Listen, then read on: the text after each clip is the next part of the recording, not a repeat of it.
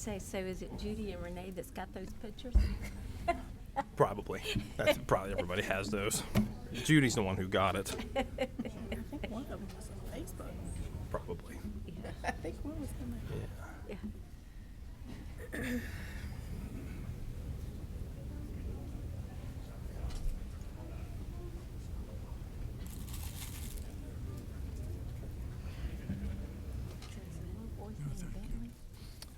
No, Bentley, yes. Notice Mr. Daniels on your phone. All right. All righty, so at this time, we are down to public comment portion of the meeting. So I will open public comment and ask Mrs. Byram, has anyone signed up? Yes, ma'am. We have 5 speakers this evening. The first 3 are Steve Keeler, DJ Anglin, and Ken Wyville.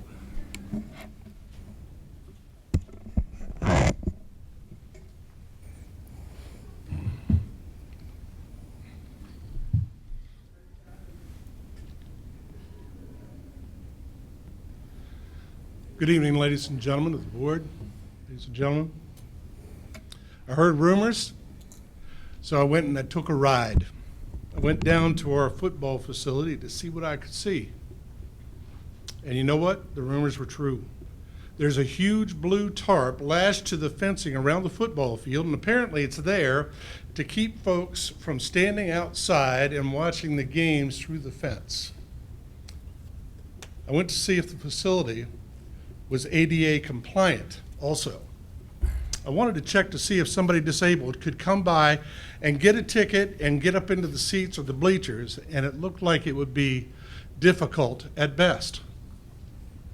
But there's light at the end of the tunnel, because after we sell 2,285 tickets to folks who normally never attend a football game, we'll finally hit the mark where we can get that $16,000 back that we spent on that tarp.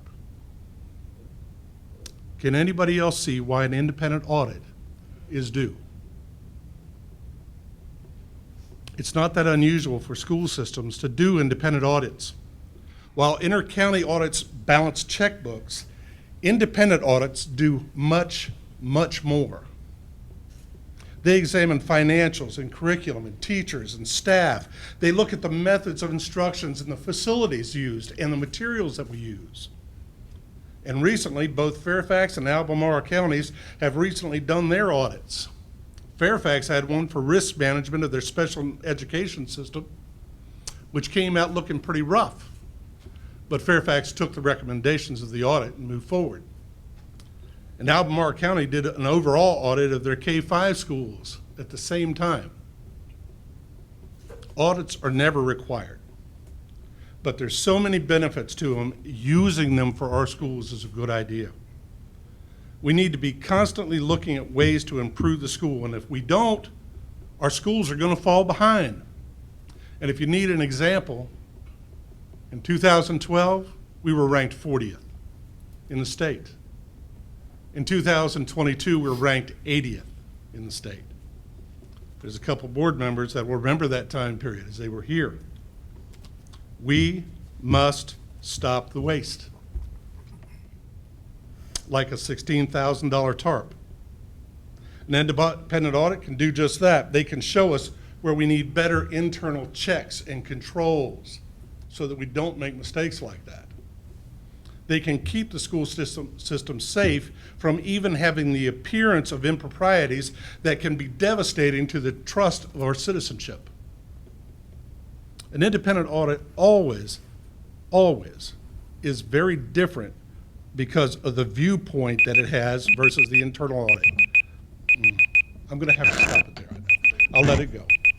But we do need to be about the business of making sure our kids have the best education possible. And that's how we do it. Thank you.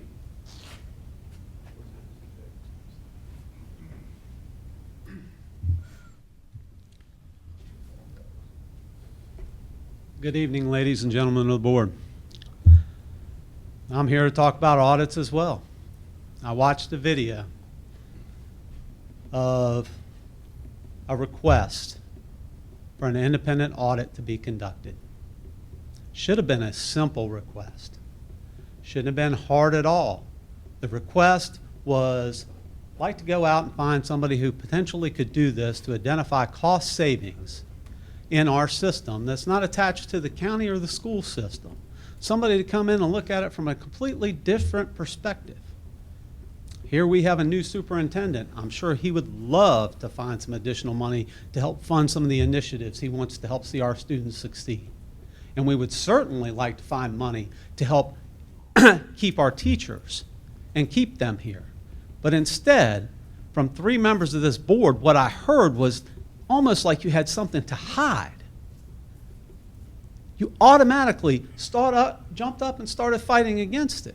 And you, sir, hollering at a board member, another board member, over something so foolish. There was a leadership opportunity there.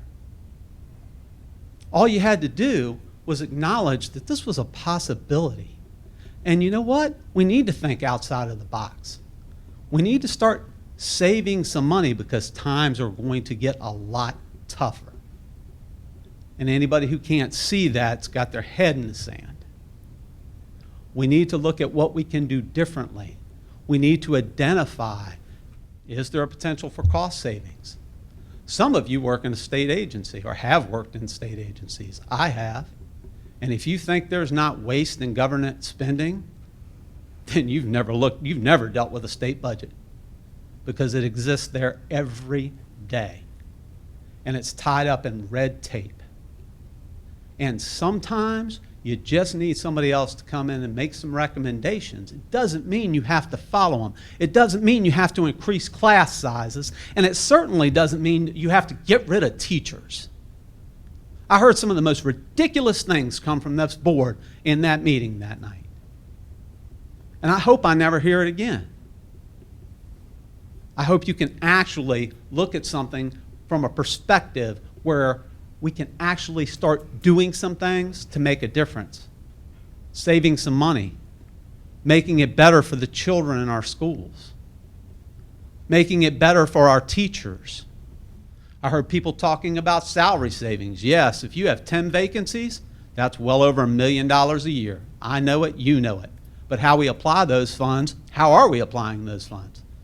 You say, hey, we come up with great ways to do that, but is that the best way? Or are we spending thousands of dollars on tarps so the community who can't afford to show up to a football game can't watch it either? Anyway, thank you for your time tonight.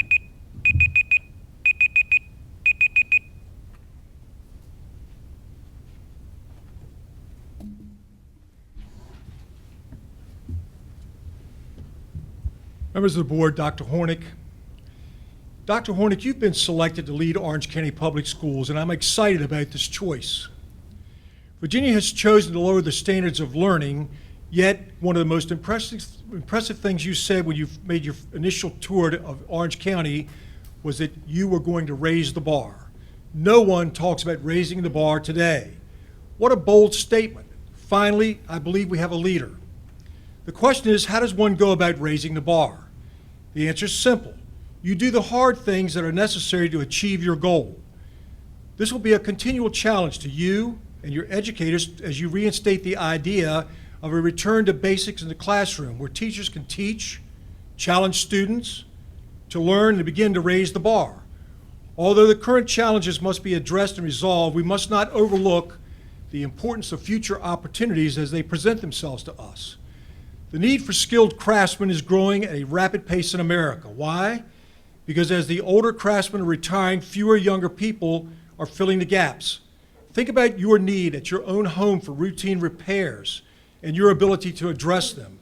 Think about the commercial buildings that need maintenance, the roadways, bridges, and endless other needs, not just in Orange County, but throughout the United States. Today, we are looking at potentially one of the greatest opportunities Orange County will ever see. What is this opportunity? Wilderness Crossing is coming in some form.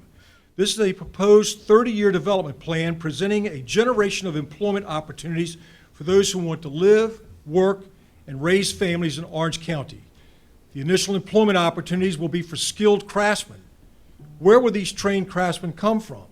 Hopefully from an Orange County CTE program, which will fill the gap. Currently, there's nothing available to Orange County students to learn the basic skills of carpentry, plumbing, electrical, HVAC, masonry, and so on to prepare themselves as future craftsmen. During the recent candidate forum, every candidate expressed a need for a functional CTE program. We can no longer wait another 10 years for the school board. We need to start building a real CTE program now. I believe that a strategic plan is desperately needed now to avoid wasting another opportunity. The plan needs to determine the short-term and long-term goals as well as setting a timetable. It needs to project staffing levels, equipment, physical space, and the estimated cost to initiate the project. What is missing is a leader to begin the process. You are that chosen leader. There should be sufficient talent within Orange County Public Schools and our business community, along with your leadership, to begin developing this strategic plan now. I believe you, as our chosen education leader, are the proper person to lead Orange County's effort to move from the past into the future. My closing thought for you is this. Did you know that if you place a block of wood in front of the driving wheel of the world's most powerful locomotive, that locomotive will not be able to move? Let's remove that block of wood now and allow Orange County to move and launch into the future. Thank you. The final two speakers are Zach Burkett and Britt Lewis.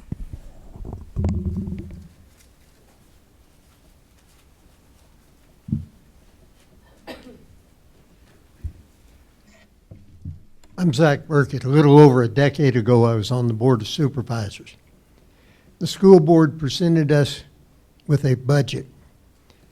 And on the first, and of course we didn't have time to study it ahead of time, but on the first 6 pages I found over $1 million in errors. Orange County has an unfortunate history, old history. I'm not blaming anybody here today, but has an unfortunate history of school boards and Board of Supervisors not being exactly straight with the people. It's demonstrated by multi-million dollars worth of half-empty schools in one end of the county with old crowded schools in the other end of the county. In a couple of weeks, there will be a new Board of Supervisors. I would think it is an opportunity to maybe change the history that we have had and get some trust going and get some working together between the two boards. That's going to have to start with some real clear numbers, ergo an independent audit. I can guarantee you, because I've lived in the county plenty long enough, we are up for some serious capital expense in the schools over the next few years, starting with a vocational school of some kind. Probably everybody in this room agrees we got to have it. It's going to be so much easier and so much better if we can work together and come up with trust on what we really need and how we're going to get it. Thank you.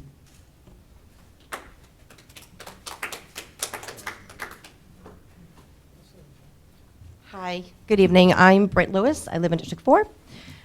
Transparency, I am homeschooling my two youngest children. My middle child graduated pandemic early from Orange County High School, go Hornets. But I'm homeschooling my two youngest because, unfortunately, Orange County cannot support their special needs. And it was proven while one of them was in school. Now, it's not the fault of the board, and I respect that. However, we have an opportunity in front of us. And I watched the same video, and I watched your school board meetings all the time because I live 35 minutes away. And I'm here today because of Jim. I was absolutely disgusted at the way he yelled at another member, at the way he treated another member, and further disgusted of his statement, and I'll paraphrase because I don't want to be accused of misquoting. I got rid of teacher positions before, I'll do it again. No, sir, that's not okay. We're not looking to get rid of positions. We're looking to fill them with the best, most qualified people and pay them better. We can't afford to keep losing them to Stafford and Prince William and even Culpeper that's paying better now. We can't get all these wonderful teachers in out of college and them do 2 or 3 years to put under their belt and then watch them leave. That is contributing to the failure of our students in their exams, in their SL scores, and the fact that we're no longer, as I think has already been said, so I'm not going to beat the dead horse, even in the top 50s, the schools in the state. An independent audit is nothing to be afraid of. An independent audit doesn't say that you did something wrong. It simply says, oh, look, wait a minute, there's money here that we thought was being spent there for this or that, and it's not. We have an opportunity. Well, now we can build on these additional, post-pandemic programs.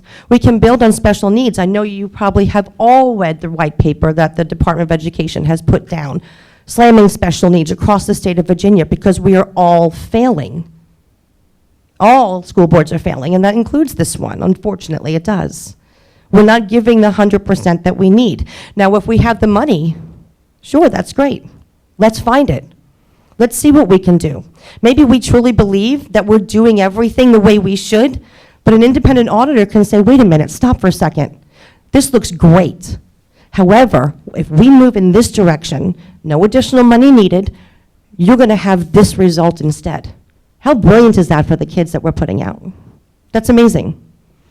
And as far as Steve, that TARP, my daughter, she graduated in 2020, but we went to lots of football games with her and have been there since and after.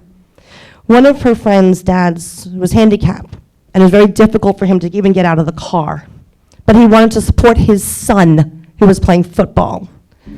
I'm glad to say that he doesn't have to sit there and stare at a TARP now. Thank you. And that's all the speakers. Thank you. And with Madam that, Chair, I just wanted to talk about the town hall meeting that we. okay, I need to close public comment. Okay, sorry. Okay. At this time, I will declare public comment closed.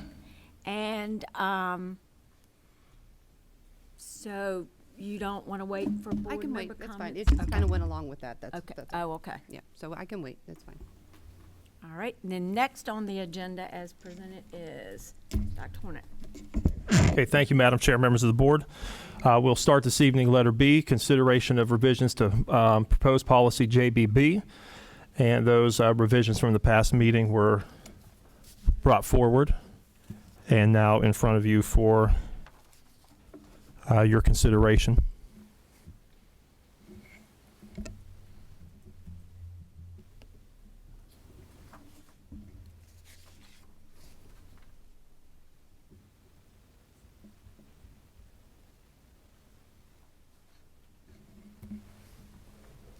This is a actionable item, and I think Jim's requested that we add this code in there? Melissa, what's under? Miss Anderson. Okay, Ms. Anderson? I like it. Okay, all right.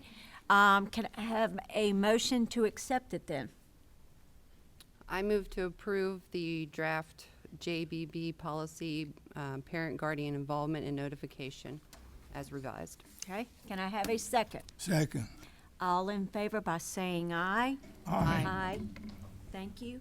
Motion carries. Okay, thank you, Madam Chair, members of the board. Next, we are moving to letter C, and Dr. Honecker and Dr. Wolfrey will come